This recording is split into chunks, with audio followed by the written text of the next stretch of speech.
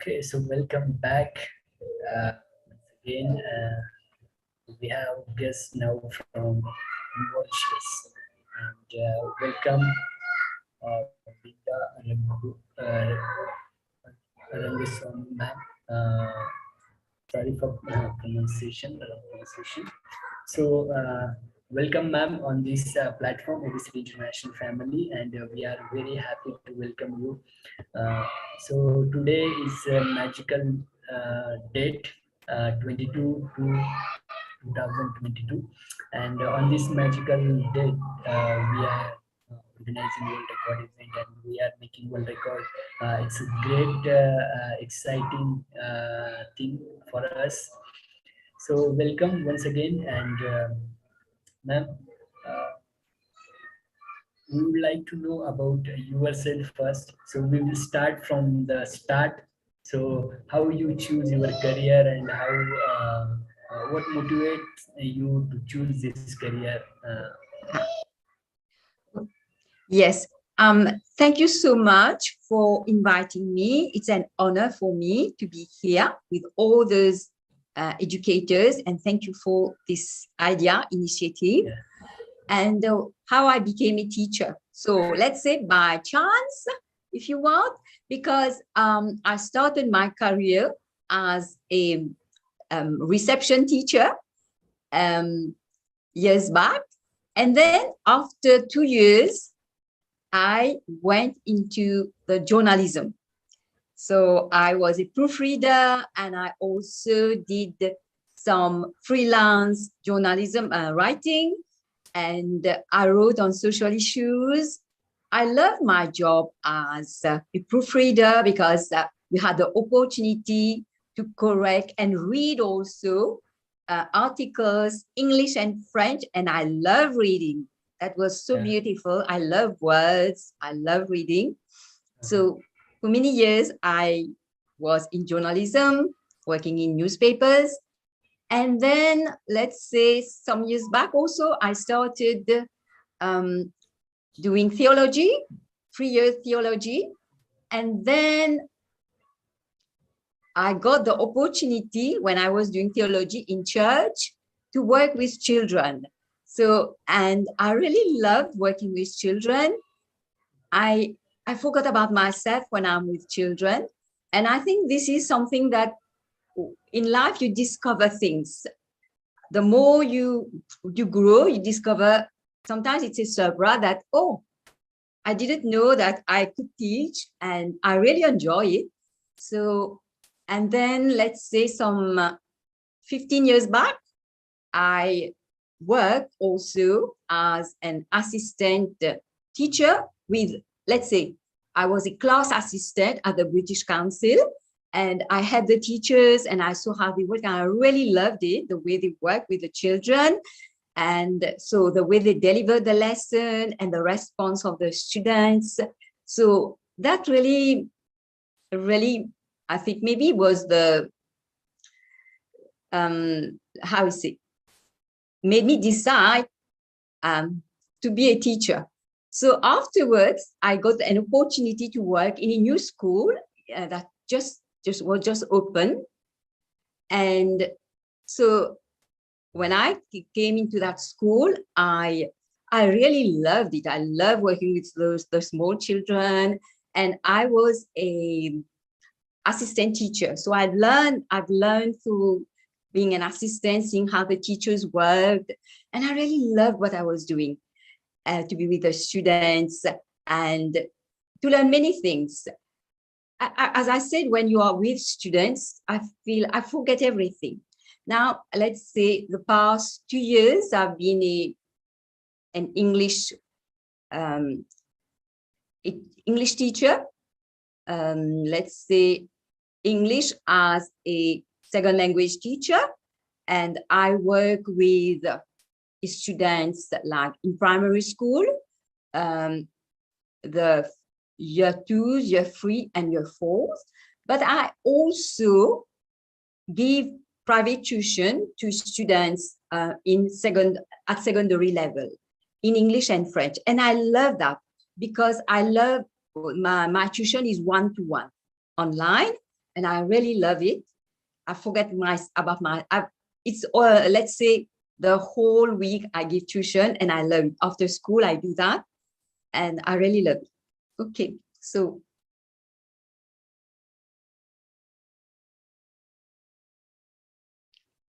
I can't hear you. I can't hear you. Sorry. So it's an awesome journey, and I'd like to know more about. So you have lots of experience in this field as an educator.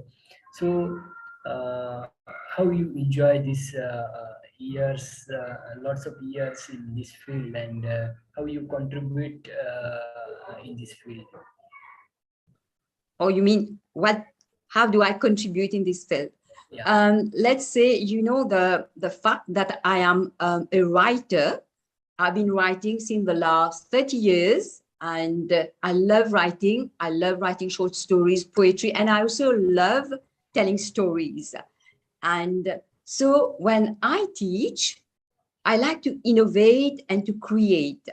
So this really helps me because students, what they don't like the same thing over and over, and they like variety.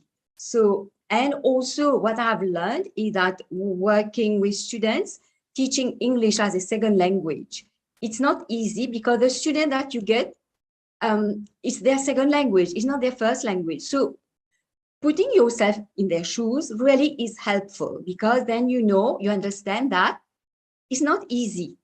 I've tried, I love to experiment. I've asked my students, okay, you will be the teacher, you will teach me your language, and I'll be the student. So I tried that and I found that it was not easy. They taught me something, a word, and after some time I forgot the word. So then I could put myself in their shoes that the same thing for them when I'm teaching them English. So it's not that you ask them again what they learned about the word or a sentence, they forgot. Then you realize it's not that the student is not focused. It's simply because it's not their language. And for them, they don't feel safe. So I like to make my students feel safe when they are in class. And also, I love variety because you can give me a textbook, I'm fine with it. And I can work from a textbook. I can also work transfer, like you use like in Mauritius, we speak English and French. So I can use, if it's a French speaking student, so I can use his language and from this language, make the student comfortable, then I go to the English. So let's say if I can share a story in English, in their language first, and then in English. And then I allow the student, then tell me the characters in the story, and then they will tell me the character. Then I say, when you heard in the English, you listen to the story. How do we say this? Suppose if it was a duck. So in their language, duck means something, but all of them, that character, what's its name in English? So then they will know because they can let's say they can put together. So and when the student is he finds that there is somebody who is really listening to him, cares for his language, and is not just asking him or her to just speak English. So they don't feel threatened. And they feel that because we need to build that relationship, the rapport, as we say, with our students. And this really works. And I think for us, we always have to be listening as teachers, and we always have to look at our curriculum and look at the needs of our student and just change, always do the curriculum. But if we have to go back, let me give you like an example. Suppose you are doing in class, they are doing prepositions. And so the students sometimes, okay, you just do the preposition. They have even forgotten the structure of a sentence. So now then you have to go back to the structure. You need to do that, to be able to do that, to have the time. And then learning also for the student is, we cannot do learning or teaching cannot be fast. We have to take time to do that because the student takes time to process, and they are students, they are children, they are not adults. So we need to understand that also. Okay, I hope I've answered your question.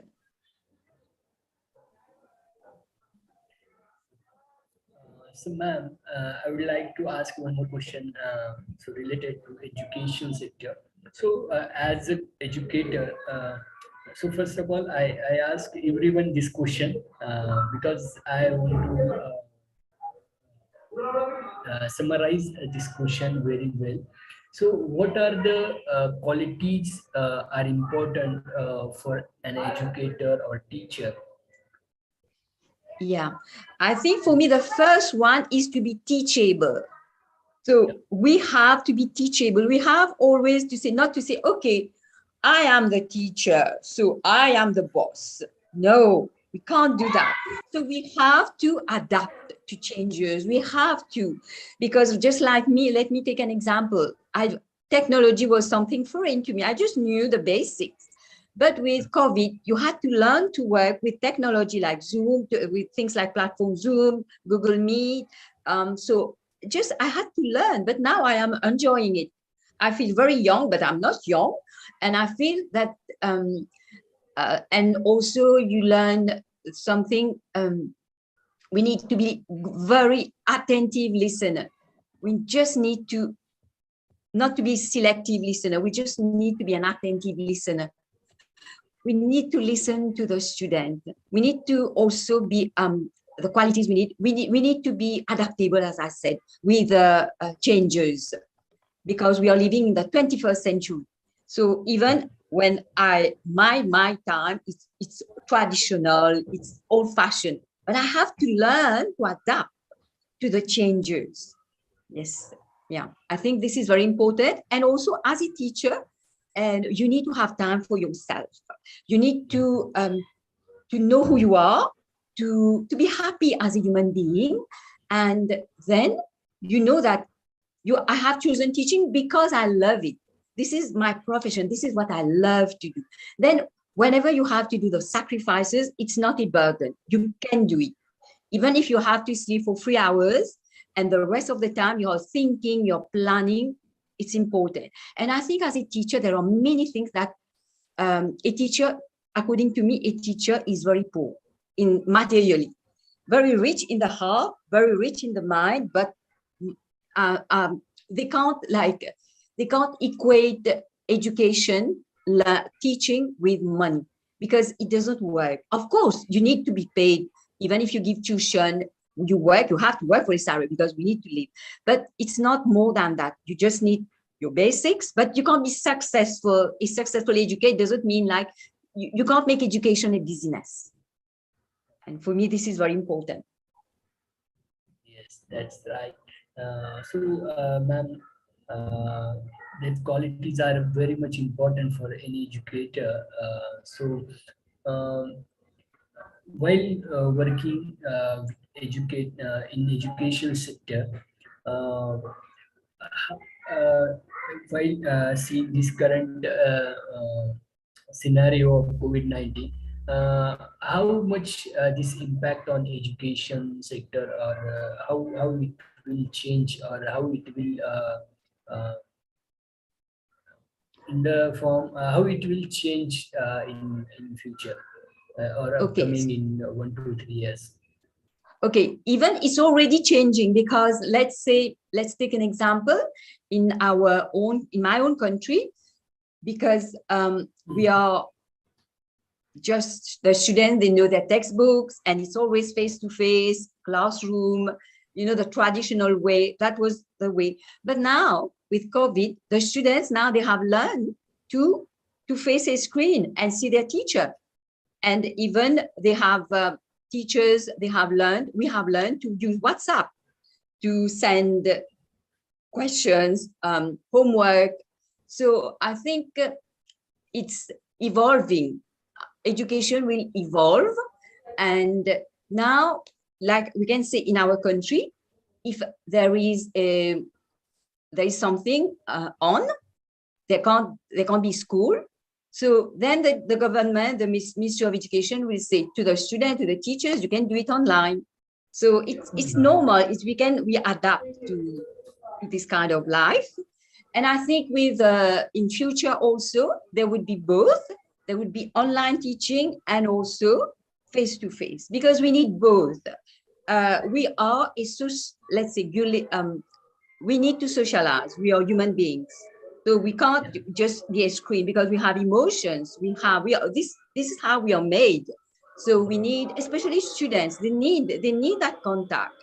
They need that contact with their friends, with their classmates, and also to see their teachers. So I think it would be, in future, it will be this.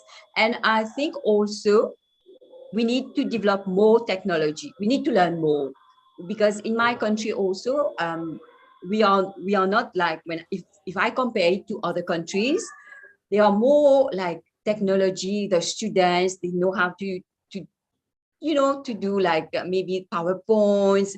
They know how to present in a webinar. So, but our students, they are not that.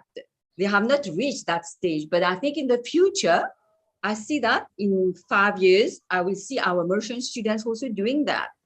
So I think it will become the future students. They will learn. Technology would be something normal for them. Learning face-to-face, it would be something really normal. No, sorry, not only face-to-face and online, it would be normal. Yes, and it's a little difficult to adapt all educators this condition. Oh yes, because there are some educators, for them, they don't want to change. For them, if they change, it's terrible for them. So we have also to understand, everybody's not the same. So I think we can't just say, okay, you have to adapt. But there might be for others, because we are all different. So that's why we need to respect each other. So I think there are educators who, for them, they know only the traditional way. And for them, a book is the only way. So this is the only thing they know. And for them to go further, it's difficult for them. And so I think maybe they need like workshop, they need therapy, they need psychological help, mental help, so that they can understand that they need to change. Because if we want to be teachers in the future, because teachers would need to adapt. So then if these teachers, they want to continue in this profession, and it's not only teaching, you can see in every job, they are doing face-to-face, online, anything. They just, because if you have COVID, you have lockdown. So every government of every country, they are saying, no, but you work from home, it's safer. So if you don't know, so we have to learn. So that's why I think that we need to help these people who think that no technology, they just know one way. So I think they need therapy, they need help. Yes, thank you, ma'am, for sharing valuable things. So I would like to ask one more question. What a strong message you want to give and educators in this tough situation? So yes, it is a tough situation, but if we look around us, if we look at the sky is always blue. The birds always sing. The wind is always telling us messages. It's beautiful. It's music. So the moon shines, the sun rises and the sun sets. You have beautiful sunrises every day, sunset, beautiful rainbows. So as long as we have nature around us, we have such beautiful things that God has given us. So this is our hope. We need to continue to live, and we need to adapt, and we need to in that situation, we have to find our way. I think, there is nothing new under the sun. What we are going through in the past, they also we don't know how, even in the ancient civilization, we all had things we don't know. But let's say last century, there were the Second World War. It was terrible for the people at that time. But even for us, it's hard. But I think humans, we have that capacity to adapt, and we need to. we have to continue to be resilient, persevere, and to have always that smile. This is very important, to be ourselves and to love. I think love, we need to love ourselves first so that we can love others. I think love and be humble. And I would say pride is something that we all have, but we need to cut it. We need to prune it, because this is the poison. We can't be proud. We can't be let proud arrogance get into our heart. So we have to prune it, cut it, and just to love ourselves first and others, and be humble. Yes, and one more last question I want to ask, that what is your future vision and mission for your future journey? Oh, as a teacher, my vision. Okay, my vision, my personal vision as a teacher. So what I would like to do, I would like to, that's my dream. If I could just help students freely, especially those who they can't, like, there are things that to their disadvantage. Those who come from the working class, those who have difficulties to learn, other ways to learn, so that they need more time, they have broken homes, single mothers, those students, I would love to help them. I can't do every with many students, but I would love to have those students. And for me, if I could be financially stable, I would love to do that. And so, and maybe my mission is whatever you have, if you are an educator, continue to be an educator, continue to share, teach, always teach, continue. You will find students, you will always find students. And you have to, and there is something very important as an educator, because there are many educators, and you need to be among educators with the same vision. If you have the same vision, then you can work together. So you need to have the same vision and the same mission, because an educator cannot work alone. You have to have a team. So then you can work, because alone is difficult. So if you have a team together, even if it's 5 people, you have the same vision and the same mission. So this helps you, because alone, sometimes you're discouraged, you're a human being. So I hope I've answered your question. Yes, thank you, ma'am, for sharing this valuable information with us and valuable experience.